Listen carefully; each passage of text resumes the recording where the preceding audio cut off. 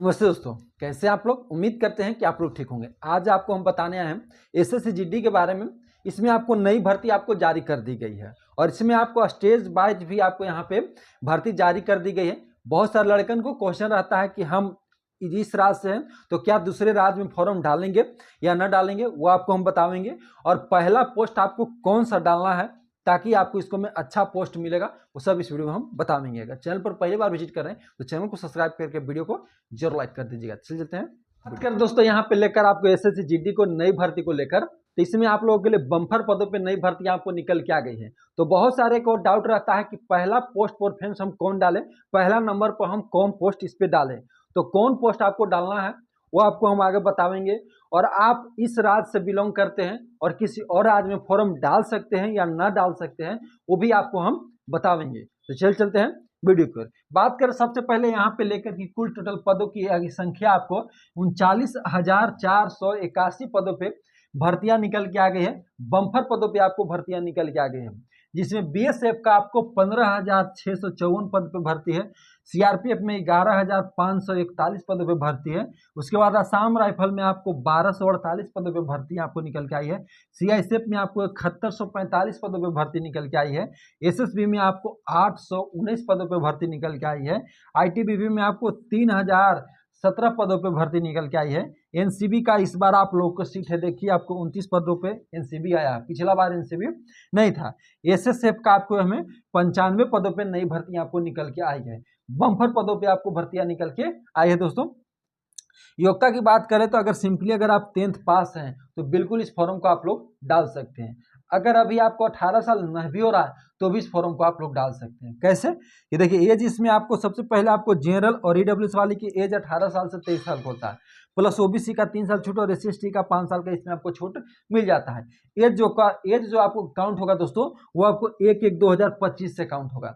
यानी किसी का अभी 17.5 साल भी हो रहा है वो भी फॉर्म को यहाँ पे डालेंगे। जैसे 17 साल किसी को 8 महीना हो रहा है या 7 महीना हो रहा है, वो भी इस फॉर्म को डालेंगे, क्योंकि 1 जनवरी 2025 से आपको एज काउंट करेगा दोस्तों। उसके बाद अप्लाई डेट की बात करें तो आपको 5/9 से स्टार्ट है और 14 अक्टूबर तक आपको यहाँ पे लास्ट डेट दिया गया है। 14 अक्टूबर तक आपको फॉर्म को डालना है। तो ये फॉर्म को आप लोग जरूर डाल दीजिएगा। ये मत सोचिएगा कि इसका आपको डेट आगे बढ़ेगा, इसका डेट आगे नहीं बढ़ता, ये पहले आप लोग जान लीजिए। फी की बात कर लें तो जनरल है, ईडब्ल्यूएस है, ओबीसी है, तो आपको 100 रुपया फी ले देना होगा। अदर आप जो भी हैं आपको 0 रुपया फी आपको यहाँ पे देना होगा, पैसा आपको नहीं लगेगा। एग्जाम सिलेबस की बात करें दोस्तों तो एग्जाम सिलेबस से पहले इसमें आपको एग्जाम होगी, उसके बाद फिजिकल होगा, फिजिकल के बाद आपको डीबी होगा और डीबी के बाद आपको यहाँ पे मेडिकल कराएगा। हम ये भी बताएंगे कि आपको पहला पोस्ट क्या डालना है, वो भी आपको हम बताएंगे आगे, इसलिए पूरा आप लोग वीडियो में बने रहेगा। सबसे आप पहले आप लोग ये जानिए, इसमें आपको 80 क्वेश्चन पूछा जाता है, 160 मार्क्स का रहता है। एक क्वेश्चन 2 नंबर का आपको रहता है, 1 घंटा का समय आपको दिया जाता है। और निगेटिव की बात करें तो निगेटिव आपको यहाँ पे 0.50 का निगेटिव आपको यहाँ पे लगता है, जिसमें से आपको जीके से 20 क्वेश्चन पूछा जाता है, मैथ से आपको 20 क्वेश्चन पूछा जाता है, आपको रीजनिंग से 20 क्वेश्चन पूछा जाता है और हिंदी और इंग्लिश ऑप्शनली होता है। अगर आप हिंदी लेना चाहते हैं तो हिंदी ले, इंग्लिश लेना चाहते हैं तो आप इंग्लिश ले, आपको यहाँ पे 20 क्वेश्चन पूछा जाता है। फिजिकल की बात करें हाइट की, तो हाइट का मेल में आपको 170 सेंटीमीटर आपको हाइट होना चाहिए। अगर आप एसटी से बिलोंग करते हैं तो 162.5 सेंटीमीटर आपको हाइट होना चाहिए मेल में। फीमेल की बात कर लें तो आपको 157 सेंटीमीटर आपको हाइट होना चाहिए। अगर एसटी कैंडिडेट आप हैं तो 150 सेंटीमीटर आपको हाइट यहाँ पे होना चाहिए। उसके बाद चेस्ट की बात कर लें तो आपको 80 से 85 चेस्ट आपको होना चाहिए, 80 नॉर्मल होना चाहिए, 5 फुलाकर आपको 85 सेंटीमीटर आपको हाइट यहाँ पे होना चाहिए। अगर एसटी कैंडिडेट आपको हैं तो 76 से लेकर आपको 81 सेंटीमीटर आपको यहाँ पे हाइट होना चाहिए। रेस की बात करें, रनिंग की बात करें तो इसमें आपको 5 किलोमीटर का रनिंग रहता है और आपको 24 मिनट का समय आपको दिया जाता है। 5 किलोमीटर का रनिंग है, 24 मिनट का आपको समय दिया जाता है। आप 23:59 तक भी मारे तो कोई दिक्कत नहीं। आप अगर 17 मिनट में भी मारते हैं तो आपको नंबर इसमें नहीं मिलेगा, केवल आपको पास मार्क्स के लिए रहता है। अगर 23:59 में भी आप मारते हैं तो कोई दिक्कत, घबराने वाले नहीं है, आपको कोई दिक्कत यहाँ पे नहीं है। फीमेल की बात कर ले तो आपको 1600 मीटर आपको रनिंग रहता है और 8.5 मिनट का समय आपको यहाँ पे फीमेल कैंडिडेट को मिलता है। तो बहुत सारे लड़कन का ये रहता है कि जैसे बहुत सारे लड़कन से सुने होंगे कि हम बिहार से बिलोंग करते हैं, छत्तीसगढ़ में यहाँ पे हाइट कम लेती है, वहाँ पे आपको रिटर्न कम जाता है, या आप लोग बिहार या यूपी से बिलोंग करते हैं और आपको यहाँ पे असम से फॉर्म डाल देते हैं कि असम में यहाँ पे कटअप कम जाती है, हमको वहाँ पे नौकरी हो जाएगी, तो ये गलती आप लोग कभी मत कीजिएगा। आप लोग जिस राज्य से बिलोंग करते हैं उसी राज्य में आप लोग फॉर्म डालिएगा, क्योंकि अदर राज्य से अगर आप लोग फॉर्म डालते हैं तो वहाँ से आपको डोमेस्टिक सर्टिफिकेट आपको खोजेगा, आपको कास्ट सर्टिफिकेट खोजेगा, आपको ओबीसी खोजेगा, ये चीज़ आपको अस्थायी पता खोजेगा, वहाँ का आधार कार्ड खोजेगा, पूरा चीज़ आपको वहाँ का खोजेगा।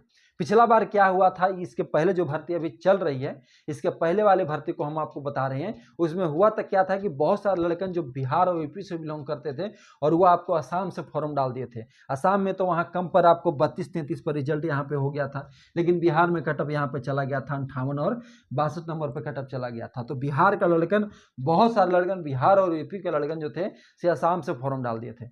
तो असम से फॉर्म डाल दिए तो वहाँ का कैंडिडेट को 32 नंबर नहीं आया, क्योंकि वहाँ कंपटीशन कम रहता, पढ़ने वाले वहाँ लोग कम रहते हैं, तो वहाँ 32 से 35 नंबर पर यहाँ पे रिजल्ट हो जाता है। तो सभी बिहार लड़कन को वहाँ पे रिजल्ट हो गया, वहाँ पे जांच बैठी, वहाँ का लड़कन सामने आंदोलन करने लगे कि हम लोग को नहीं हुआ और बाहर वाला यहाँ पे आपको ले लेगा, अथी सीट हो जाएगा, उन लोग का नौकरी होगा।